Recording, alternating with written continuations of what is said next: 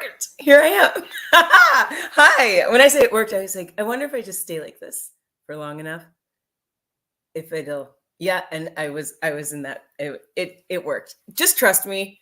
It worked. Hi, I'm Shannon Stott, and I am the director and creator of Improv on and off the stage. And we help you connect with yourself and others through improv. That's what we do on and off the stage. The thing about us and what we do definitely is, yes, I've been improvising for 20 years, but in none of those years have I been a scientist. And so what I try to do, but it obviously feels like there is science behind the improv. Why do I feel so good? Why does the improv I do make me feel like I can take on the world? Well, there's science behind that. And so I went looking for it and I found it in Emily Arnold. Emily Arnold, yay!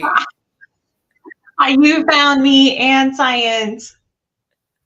I found you and science in one package. And improv. You improv and science in one amazing package. So it's really nice. Here That's what I am. That's what my Amazon box says. It's exactly what it said when it came to the door. I was like, ooh, improv. Oh, science. It's Emily Arnold Fleming. It's great. You and I talk a lot, whether we're on this show or just in our lives. We are always talking about improv and how it shows up in our lives. And to make it so that we would have a company, now we do it in front of other people. That's basically what we're doing. We have a big share the knowledge and share the knowledge because people want to know, Emily. They want to know. So our theme this year is community. We've been talking about community, and this month we are talking about collaboration. Yes. And how we work together to create things. Everything. Yeah, whatever it is, because you're collaborating all day long with people. With somebody. You're collaborating, whether it's people external of yourself or people internal of yourself, right? Right? No, that makes sense. Your internal self. Yeah. Move past it. Yep. Look, this is exciting to us because we were talking about last week. We were talking about collaboration with self. We were actually talking about that. And we were talking about how you balance the what you want to do with what your body can do. Yeah. And what your self is actually capable of. And I think that leads us into real life where it's not always, you're not always able to do the things that you want to do because of your environment, whether it's your inside or your outside environment. And sometimes collaboration is tough. It is. And I'm glad. Oh, I was saying also because we, internal, external collaboration with the environment. Oh, there was something. Oh, we were talking about moving towards what's important to us as well. And how we make choices based on when we're collaborating, how we make choices so that people can move towards what's important to them. The choices for the project, choices for yourself, all of that. And the last thing you just said was sometimes collaboration is tough. I want to talk about that for a little bit. That's what I want to talk about today. Just like the idea, how is it that improv can help us when the collaboration is just not working? Because sometimes, I mean, that happens all the time. Like you are on a team or you're trying to create something with someone and this is just not, it's a no-go. And it can be for a variety of reasons. Sometimes it can be for reasons that aren't anyone's fault, right? Like if you and I, Shannon, who are both people who get along and work together really well, and you and I are pretty complementary in terms of how we work together. But if someone was like, okay, go build a spaceship, a literal get some metal and I don't know, screws, what do they use? We wouldn't be able to do it because by no fault of our own, that is something that neither of us has an expertise in. has experience in, and we don't have the equipment for those things. There is, okay, let me see if I can like tick, tick, tick, tick, tick. Okay. One of the things that I've learned in therapy, right, is that if you are collaborating with someone, whether that's a partner or a friend or whatever it is, when you come to something that you're bickering over, it behooves you to make the thing uh to get, I'm like doing this because to get on the person's side. So there are two people, you and the person you're collaborating with, right? And the thing, whatever it is, like is in the middle, right? It's right here. Okay, It's now in the keep middle. talking with that in your mouth. Go ahead. Like I'm gonna try. It's in the middle. And so now we're bickering over whatever this thing is. But if we turn and become away from it and together on the same side of it, now we can face the problem or whatever we're bickering at and over together. Yeah. And when I hear you talk about sometimes it's not the fault of our own, like it's no fault of our own. If you and I can see how you and I would be tasked, I don't know why or what universe, but we would be tasked to build this rocket ship. And I can see us coming at it at two very different ways, right? Like, well, I think we should start with the metal. Well, I think we should get rocket fuel right now, right? Yeah. Uh-huh. But instead of like bickering over this, going back to what you're always talking about, okay, what is important? What is important to the both of us? How do we get on the same side and then at least look at the rocket ship? Maybe we're not going to be able to build it, but we can get on the same side and say, boy, we need to hire a contractor, huh? Yeah, we sure do.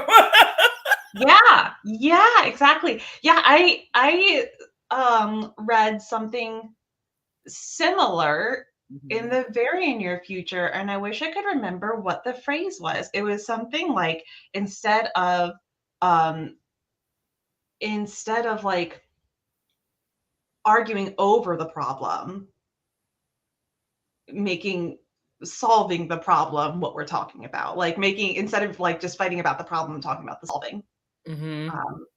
Because it's, if you and I stood around all day and we were like, well, you don't know anything about rockets and you don't know anything about rockets and screw this rocket, instead of saying, you know, we should take these steps. Right. One is more productive than the other. Mm-hmm. In a more real life sense. In a more real life sense, you know, think about I'm trying to think about like a current problem I've been struggling with. I had a challenge today at work where we were trying to compromise on uh, one of our students wanted to go and do a thing, but wasn't able to do a thing in the minute. Mm. Um, and so it would have been, we could have just stood around and been like, wow, we can't do that thing. And it's so frustrating. And that would have taken hours. Right. And we kind of did for a little bit. And then someone was like, well, here, how about this is a possible solution? We were like, oh, Right. oh We can yeah, make those. yeah, we can pivot. We can pivot to that solution because it's important for us to kind of balance, you know, the reason that we couldn't do something was because it was unsafe, right? And so we had to come up with a safer solution that's still on, because it's also important to honor our students' wishes, right? What they want. And they're, you know, if they're asking appropriately, you know, people honor those things. We had to kind of come up with a compromise and be a little bit flexible with those things. Yeah. Yeah. On, you know, this is on and off the stage. By the way, if you're watching, please feel free to put things in the comments. We can definitely see what you're saying and what you're thinking and times that you felt, you know, like you needed to get on the same page as somebody to attack a problem. So there, oh, on stage, I wanted to say when we face this issue on stage where, you know, we're supposed to be collaborating, and that collaboration is building a scene, whatever the relationship is that we're building. And instead we get to exactly what you're talking about, right? We get to talking about the thing or the problem. You know, boy, we need to plant this tree. Well, I don't have any shovels. You never have any shovels. That's right. This tree will never get planted. That's right. Maybe you should get shovels. Maybe you should get shovels. We're like, oh no. I'm so bored. Oh I'm no. bored by that scene. Yeah, we're bored by that scene because Mm-hmm. one, there are two reasons why we're bored by that scene. One, where there's like three reasons why we're bored. There are lots of reasons why we're bored by that scene, Mm-hmm. but let me go through. I think Okay. three One. top ones. One, the Emily and Shannon, the people who are playing the scene, are not collaborating. That's it. They're not working together to give the audience something to build a scene. Okay, two. The characters that that Emily and Shannon are not building a relationship. We don't know we're so stuck on whether or not the tree is going to get solved, right, or planted, that we can't see into the relationship. And that's a thing that's important. Do they love each other? Why are they even bickering? Where's the tree from? Like all of those things. Okay, so that's two. Three. Oh, the scene becomes about bickering, right? The scene becomes about nothing but this argument. Whereas, where are we? Where is the tree? Is the tree a redwood tree? Because that's cool. Like, and how did we get here? All of these things. And if you take those sort of same three things and take them off the stage, it's the same idea. Emily and Shannon, Emily and Shannon aren't moving towards what's important. They're not supporting each other. Two, boss Emily and employee Shannon, or even employee and employee Shannon and Emily, that character that they're playing, are not building a relationship, right? They're not being able to see eye to eye, so it's hard for them to get on the same page. And then three, it's the same thing. It's not about the tree. It's about, because it's not even about the rocket, right? Yeah. It's like not even about the rocket. It's really about, are we going to get all these colonialists to colonize the moon, or whatever we're going to do, right? Are we going to do that? And when it's real life, like you're talking about, you know, if it's in my relationship with my partner or friends, like what's the real thing that we're trying to discuss? Is it moving our child from educational system? Is that really what we're talking about? Then maybe the dishes, right? And even if you're like, it is the dishes, it's like, but dishes, why do we do dishes? Why is it important why is it important that your spouse do dishes today? Right. Like there's always a why behind every project that we do, right? Even if that, even if the like why they don't do dishes, or like why are dishes important? You could say like it's an indicator that they don't do chores around here. Well, why is it important to do chores? So that we can have like a livable house. Yeah. And then we can keep going with that. We can keep going. And the end of that is what's important to me, what's important to whatever that tagline is, like what's important to our child. I don't know why I keep thinking something's going to appear. You have a child in that closet. Maybe I have a child in this. I don't. Sorry, starting rumors on the internet. So, okay. I feel like we've chatted a little bit about how on and off the stage, not collaborating can look like, what it looks like. And now I want to get into how do we use improv in both settings? What are some things we have to be aware of? And then how do we use what improv teaches us to move through this and move towards this? I think it's funny because we've talked before about how this month has kind of like some of the most explicit improv teachings within it, right? Because I feel like saying something like, it's not about the thing, is a pretty main improv thing that we learn, right? Yeah.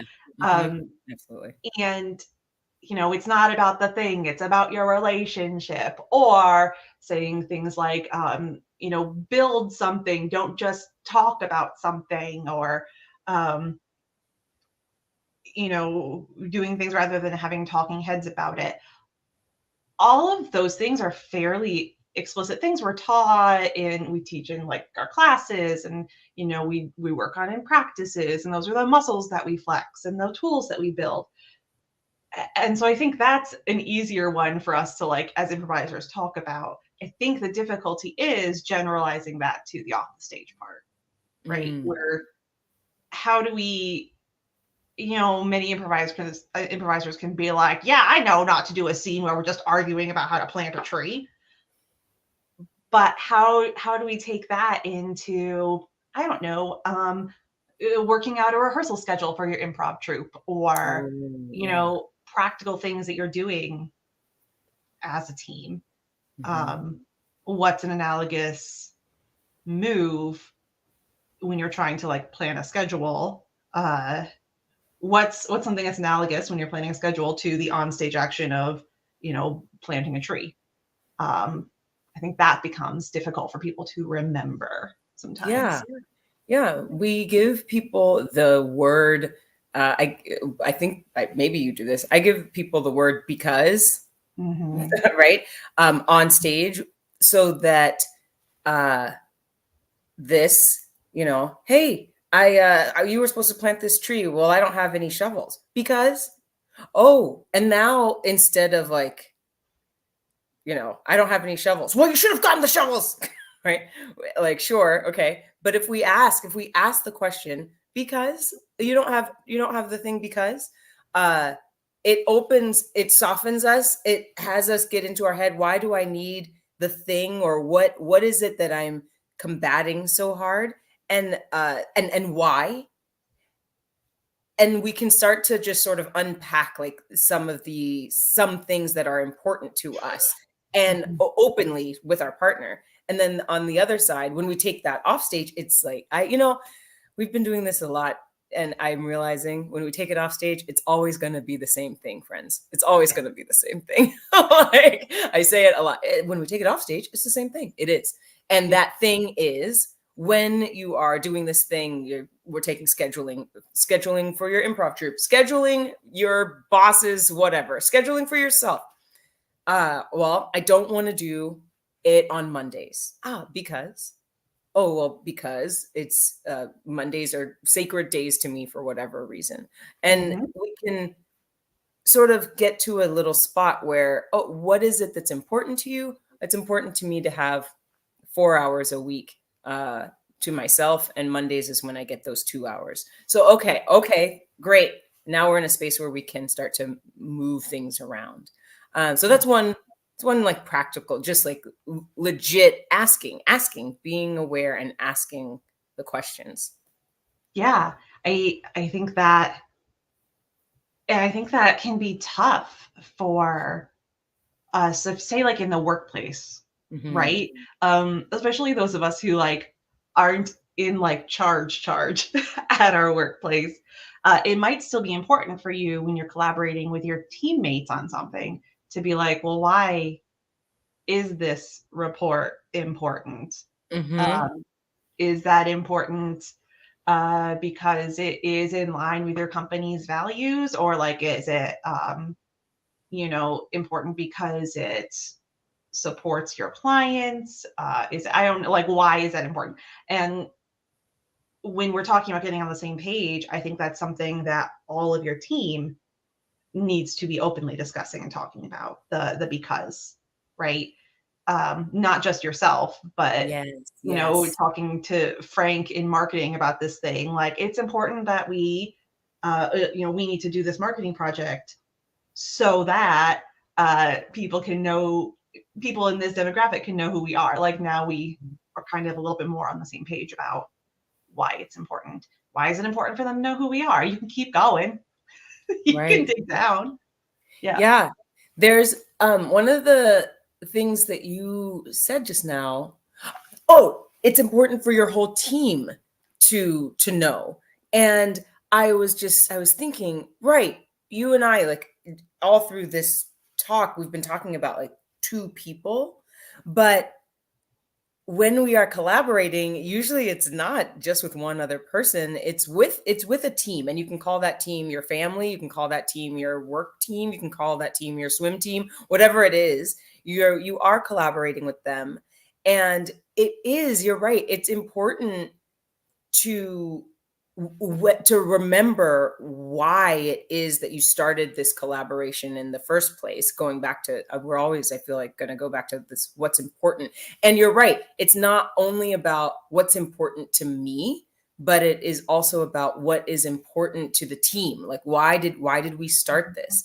And what's fun about doing Mhm. this in an improv setting is that as soon as one character can express, we call it a want, right? What's important to them, then suddenly the three or four other people that are behind you, like, or next to you on the sidelines, can start building your environment such that you can get that want, whatever, like, build the Yeah. obstacles, build the things so you can get that want.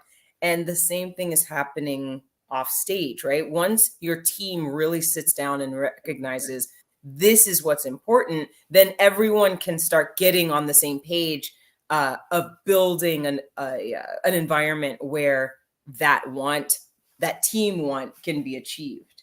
Yeah. Like, Yeah. Absolutely. Um, because I mean, I think we've all been on projects where everyone has like a different thought about why we're doing this project mm-hmm, or what this is really for. And mm-hmm, it can be so tough because people are bringing in ideas that are so disparate. right.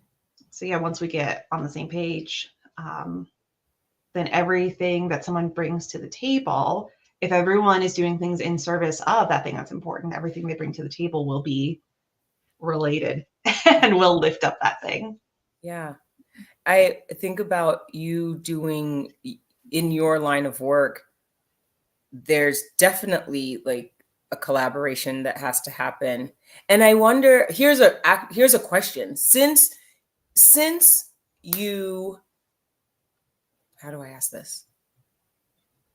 How do you understand what the want of your client is,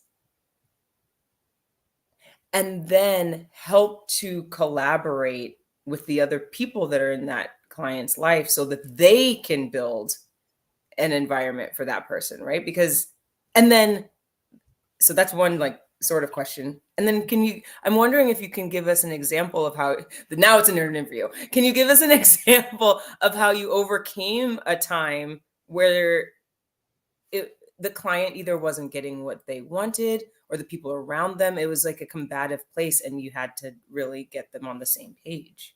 Oh, let's see if I can talk about Dang. that without putting anyone on blast. Right. It's impossible. Because truly, this uh, really, I would see this a lot when I did more work with adults Mm-hmm. um, in group homes and day support. It's kind of a sad reality that I wind up seeing is that a lot of people who work in those positions, okay, listen, our field is just like many fields, massively underpaid. Um, Mm-hmm. these humans do a lot of work for not a lot of money, the direct staff do. But it winds up, because of that, there's a high rate of turnover. So there's not a whole lot of experience once people are in the home. And so I'm saying all that because it becomes harder for some of our humans who are working directly with our clients to really understand what our clients want because they just don't have the experience of like getting to know them as well, or getting to know the different ways that people communicate as well. Especially when I worked with adults, I would see some people who would come from like teaching or working with kids who would now be like, oh, this is how I treat a child. Right. And I'm like, no, that he's 50. Mm-hmm. So, so kind of in general, I would see things like adults who, I mean, really just wanted to be able to relax in their own home, or listen to their own music, or eat the food that they brought in, or in their own house, just like get a snack.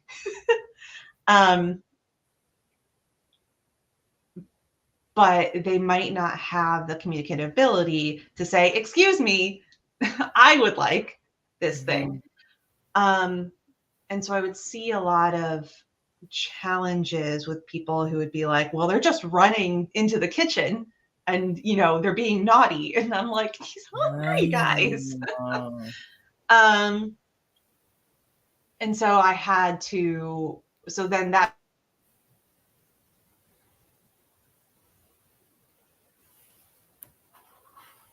Ooh, I can't tell which one of us is doing the thing. I might still be on, so we're gonna wait.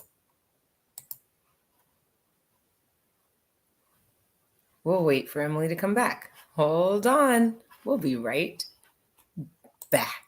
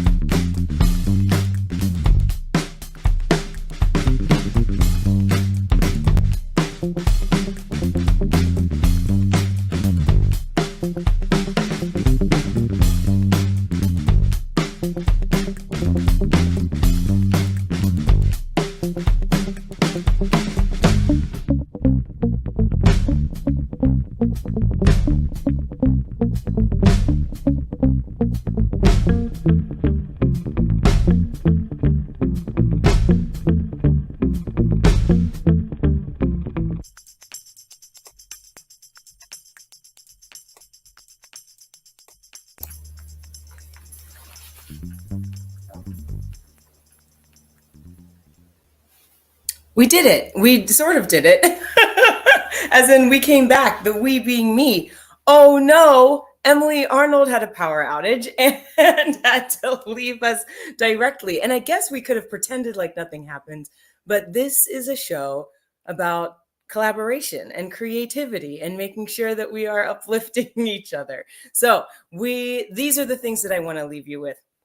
As far as improv on the stage and collaborating, and when it comes to trying to get to a spot where both of you are on the same page, when we find ourselves bickering, going back and forth, we are looking to get sometimes physically on next to each other on the same page, so that whatever it is that we are looking at or bickering about becomes the problem of both characters, not just the problem of one, like by themselves. And then off the stage, we are doing the same thing. We're doing the same thing. We are trying to figure out what it is that is important to us, yes, and important to our teammates, so that we can continue to build environments so that they can thrive, yes, as individuals, we can thrive, yes, as individuals, but really when we're talking about collaboration, we're really talking about the thing, right? The scene on the stage, but